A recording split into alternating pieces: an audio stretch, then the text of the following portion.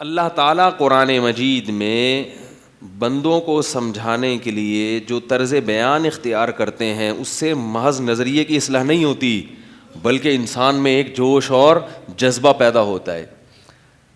تبھی تو قرآن بیان کرتا ہے وَإِذَا سَمِعُوا مَا أُنزِلَ إِلَى الرَّسُولِ تَرَىٰ أَعْيُنَهُمْ تَفِيضُ مِنَ الدَّمْعِ، فرمائیے غیر مسلم جب دل کی گہرائیوں سے قرآن سنتے ہیں، دل کی مخالفت کی نیت سے نہیں، ضد اور ہٹ دھرمی کی نیت سے نہیں، بلکہ نیوٹرل ہو کے کہ ہمیں سیدھا راستہ مل جائے، فرمایا جب یہ اس نیت سے قرآن کی آیات سنتے ہیں تَرَىٰ أَعْيُنَهُمْ تَفِيضُ مِنَ الدَّمْعِ، تم دیکھو گے کہ ان کی آنکھیں آنسوؤں سے بہتی چلی جا رہی ہیں، بہتی چلی جا رہی ہیں۔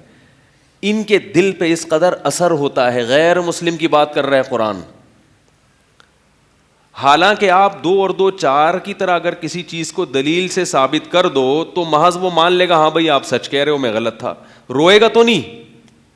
دیکھو جب مناظرے ہوتے ہیں، مناظرے دیکھے ہوں گے نا آپ نے، 2 فریق بیٹھتے ہیں، ادھر غیر مسلم اور مسلم بیٹھا، ادھر دیوبندی بریلوی بیٹھے، ادھر دیوبندی اہل حدیث بیٹھے، ادھر فلانا وہ 3 طلاق کو ایک کہتا ہے، وہ 3 کہتا ہے، وہ یوں کہتا ہے، وہ بیٹھے، مناظرہ ہوا تو مناظرے میں ایک فریق جیتتا ہے، دوسرا ہار جاتا ہے، کیا خیال ہے؟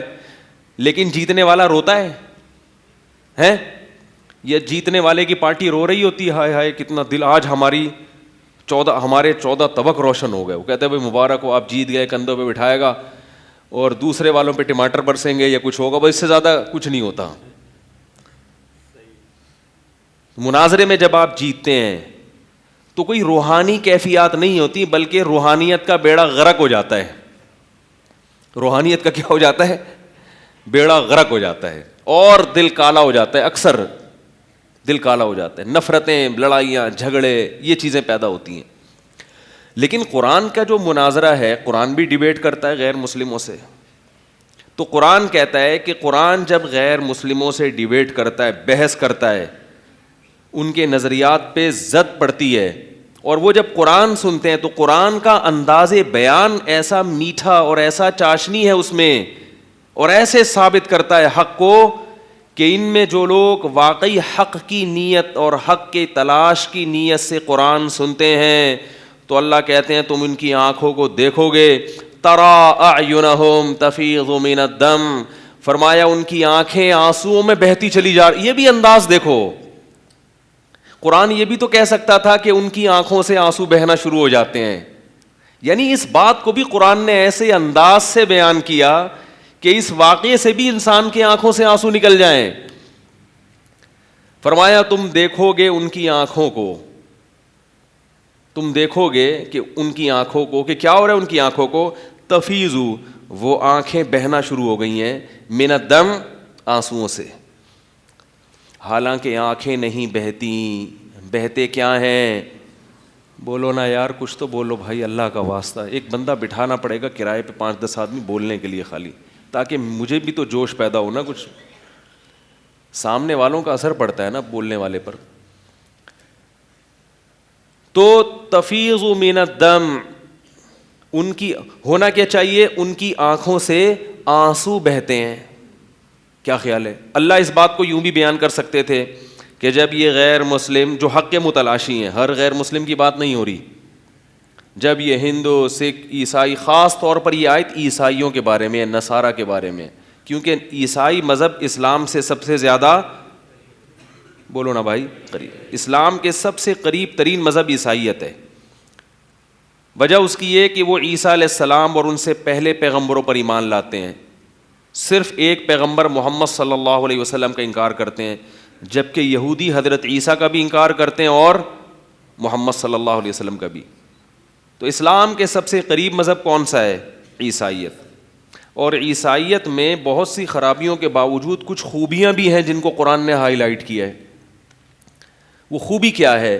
لَتَجِدَنَّ أَشَدَّ النَّاسِ عَدَاوَةً لِلَّذِينَ آمَنُوا الْيَهُودَ وَالَّذِينَ أَشْرَكُوا وَلَتَجِدَنَّ أَقْرَبَهُمْ مَوَدَّةً لِلَّذِينَ آمَنُوا الَّذِينَ قَالُوا إِنَّا نَصَارَىٰ، فرمایا تم پاؤ گے اسلام کا سب سے بڑا دشمن یہودیوں کو، اور پھر دوسرے درجے میں مشرکین کو، یعنی جو اصطلاح میں جن کو مشرک کہا جاتا ہے، اور فرمایا تم سب سے زیادہ اسلام سے اور ایمان والوں سے محبت کرنے والا پاؤ گے نصارہ کو، عیسائیوں کو. ذالک بأن منہم قسیسین ورہبانا وانہم لا یستکبرون.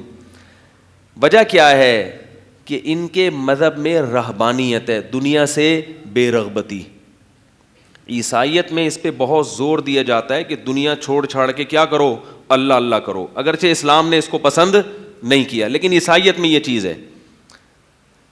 تو اس کے کچھ نیگیٹو اثرات بھی ہوتے ہیں کہ جب آپ دنیا چھوڑ دو گے تو معاشرے میں سروائیو نہیں کر سکو گے، آپ کی نسل نہیں بڑھے گی، اور بہت سارے نقصانات ہیں. جس دنیا میں کی لگام اللہ آپ کے ہاتھ میں دینا چاہتا ہے آپ اسی کو چھوڑ دو گے.